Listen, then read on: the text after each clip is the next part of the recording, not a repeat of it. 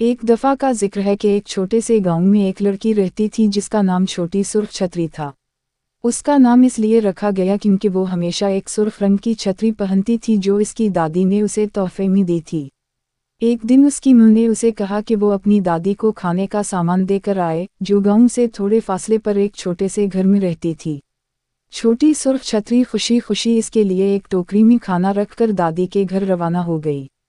रास्ते में छोटी सुर्ख छतरी ने एक भेड़िया देखा जो बहुत होशियार था। भेड़िया इससे बात करने आया और इससे पूछा, तुम कहाँ जा रही हो? छोटी सुर्ख छतरी ने जवाब दिया, मैं अपनी दादी के घर जा रही हूँ ताकि उसे खाना दे सकूँ।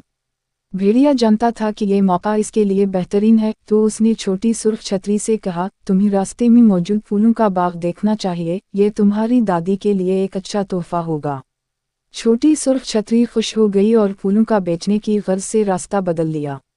जबकि भेड़िया सीधा दादी के घर गया, वहां पहुंचकर उसने दादी को खा लिया और इसकी जगह बिस्तर में छपकर पड़ रहा। कुछ देर बाद छोटी सुर्ख छतरी दादी के घर पहुंची।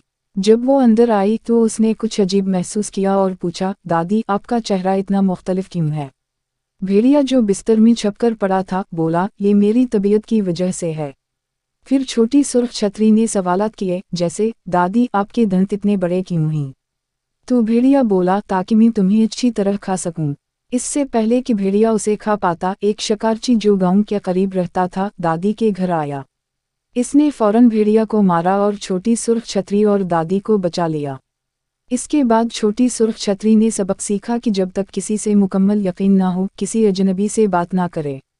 और इसके बाद छोटी सुर्ख छतरी हमेशा अपनी दादी के घर अकेले नहीं जाती थी और हमेशा रास्ता भी बदल कर चलती थी ताकि दोबारा कभी भी किसी खतरे का सामना ना हो।